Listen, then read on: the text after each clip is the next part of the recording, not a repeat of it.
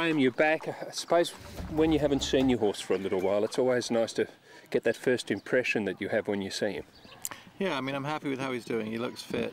I think he's right where we want him to be, and I couldn't be happy with how he's doing, quite honestly. He's really settled in here to being at David's. It's very much routine for him now. But one thing was a little different today. You put that nose roll on him, or the shadow roll as they call it in the different parts of the world. We're going to experiment with the shadow roll this week and see how he is with it, and if it's something that looks like it's going to work, I'll probably race him in it. It's something I don't really want him to do on the day, so I don't need him jumping any shadows on the day.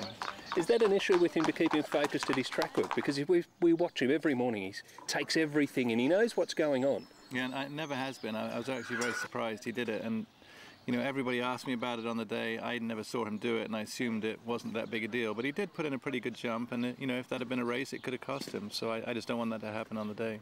I noticed when you got in the box with him this morning, the first thing you do is check his legs, and that's a normal process with him for yourself. Yeah, I mean, that's routine. That's what I do with all my horses every morning. It just so happens I have one here and I have 100 at home. So, you know, at home I try and check all of them every morning. And the work that you're going to do over the next week, there's an important gallop coming up on Wednesday for him. Yeah, I mean, Wednesday will be his last piece of work. I doubt we'll do as much as we did with him last week. This is just sort of to freshen him up for the race. We're a week away. You're a happy man? Yeah, I mean, I'd love the race to be this week, quite frankly. You know, when you get this close and things are going well, you're anxious for the race to come up. The longer you wait, the more, you know, there's always a chance you could have a hiccup. So I'm anxious to run him now.